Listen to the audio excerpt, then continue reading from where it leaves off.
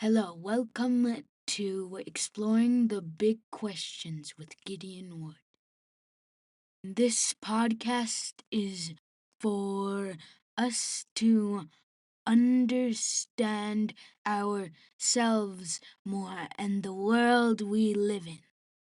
To help me do that, I have with me here Daddy! Hello. Thank you for joining us. So, what do you say today to launch things off? Why don't we explore what philosophy is? What what does that mean? It means the love of wisdom. Where does that word come from? It comes from Greece. The word philo means love, and the word Sophia means wisdom. Nice. So, okay, it's this love or this passion for wisdom. But what's wisdom? Wisdom is, in some sense, kind of learning how to come with change, knowing how little you know. It's a lot of things, isn't it, Dad? It is a lot of things. One way I kind of like to think of it is aligning yourself with reality or with truth. Ah, But I think you captured something really important in its definition. Wisdom, as the famous Socrates tells us, is knowing how little we know. I think that's a wise position to take, don't you? yep. Yeah. That keeps us open. It keeps our eyes filled with wonder. It helps us to learn and grow. It's, yeah, carries that virtue of humility. Okay, so speaking of humility, who were kind of the first philosophers in Greece? Thales, Anaximander, Yeah, nice. And who were they? Why are they so important? Why are they considered the first philosophers? because they made theories and tested them, and Thales built a school where everybody could have their own opinion. Yeah, Thales started a new and revolutionary school. So before Thales, if we think about all the religions and traditions of the past, we had to pass our knowledge on strictly to each new generation. We couldn't change the idea. We had the stories of the gods given to us, and that's just how it was. Anyone that dared question these stories, they were often either uh, kicked out and sometimes even killed. So, beginning with Thales, we have this expression of humility. He says, "Hey, hold on, y'all. We're just a bunch of kids playing in this cosmic sandbox without a clue about much of anything. So, don't you think we could be wrong about our stories, about our beliefs?" Yeah. And so he came up with an idea about earthquakes and he tried to explain it naturally. Do you remember what that is? Was it that all the land was floating on water or something like that? Yeah, he thought that the earth floats on the sea like a ship, and when the waves get violent, it rocks it back and forth. That's a pretty impressive idea. What do you think? Yeah. Yeah, so then he Anaximander challenged that idea. Anaximander challenged that idea, and Thales even encouraged him to. He's like, "Hey, this is my idea, but see if you can do better." And so what did Yeah. Anaximander do? He said, well, you have a, what's it called? Infinite regress in your theory because what's under the water? I think that the world is a cylinder and we live on the flat side, and the sun and moon are pipes with some way of light spilling out of it. Was it flames? Like, With a hole in the pipe so yeah. you could see the flame where that hole is. Yeah. Yeah, so you're right. And Anaximander noticed the Thales idea had an infinite regress because he said, okay, well, if the earth rests on the water, well, then what does the water rest on? And if it rests on something, well, then what does that thing rest on? And you can go on forever. And so to fix this infinite regress, he came up with this brilliant idea, like you said.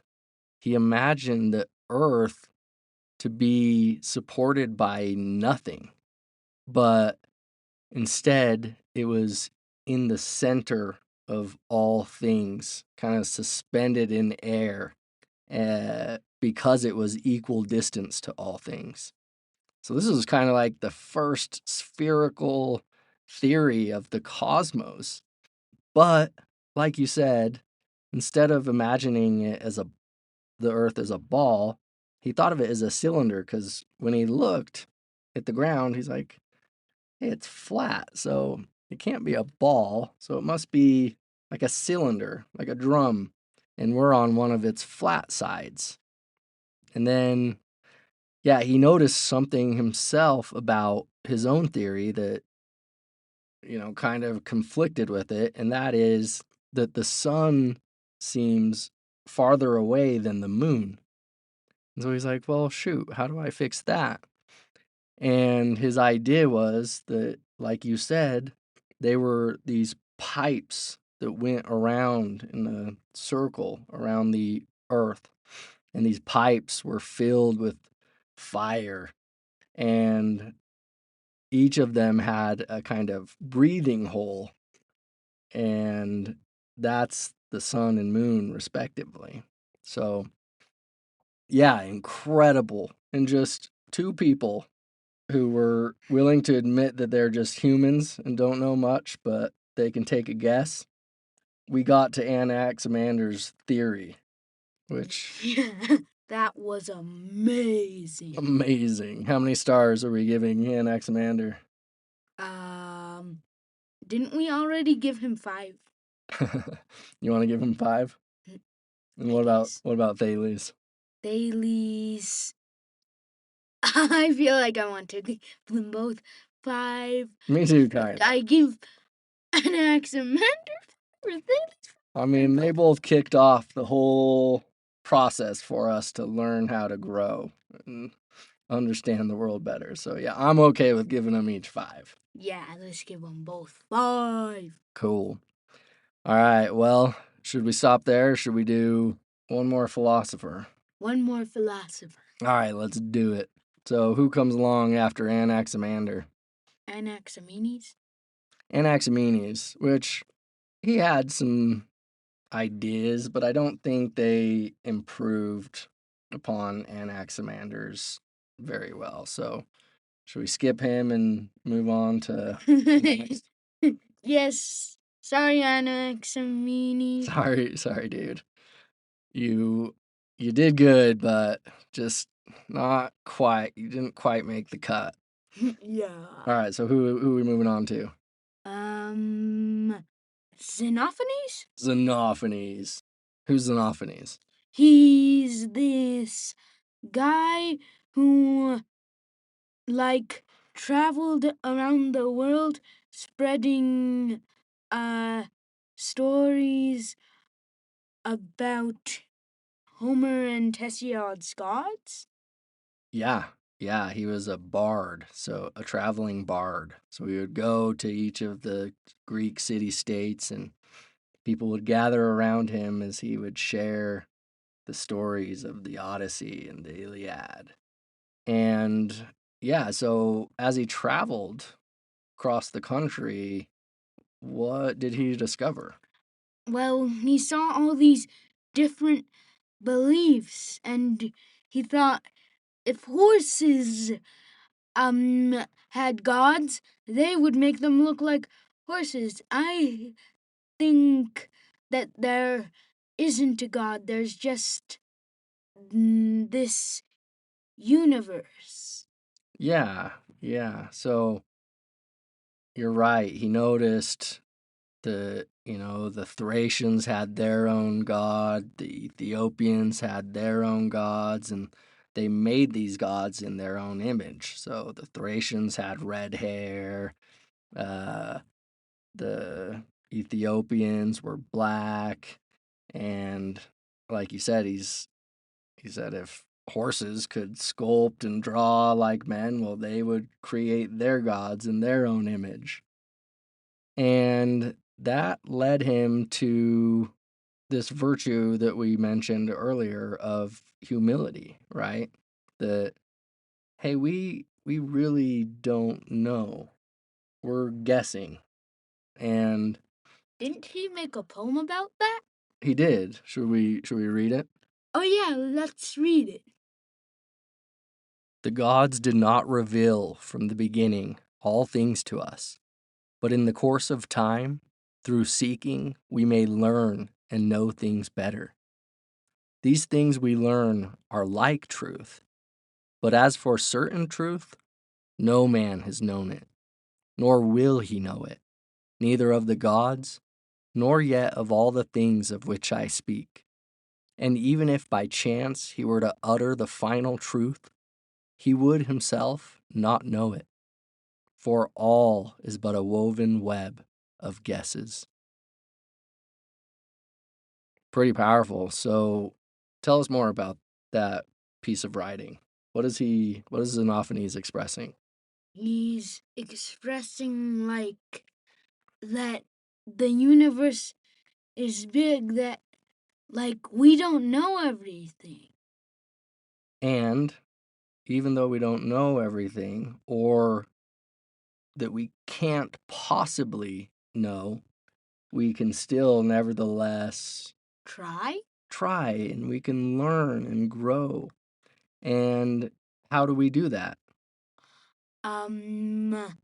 We make theories, beat them up, and kind of.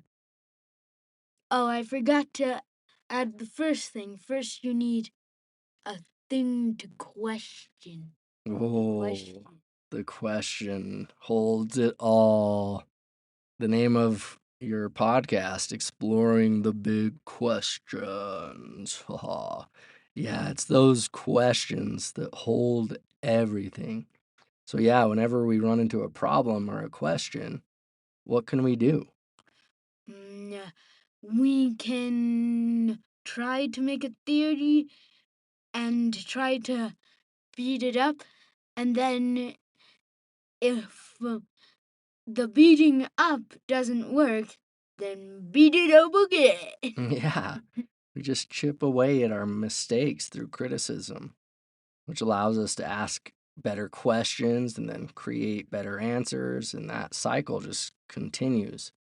And like Xenophanes said, we never can really arrive at the final certain truth, but we can get nearer to it through the method that Thales and Anaximander invented. Yeah. Yeah. Well, I think that was a great introduction to the methods of understanding. We need a dose of creativity and we need a dose of criticism. And we repeat that cycle forever.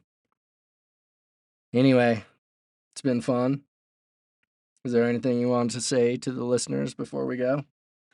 Stay curious. Until next time, my friends.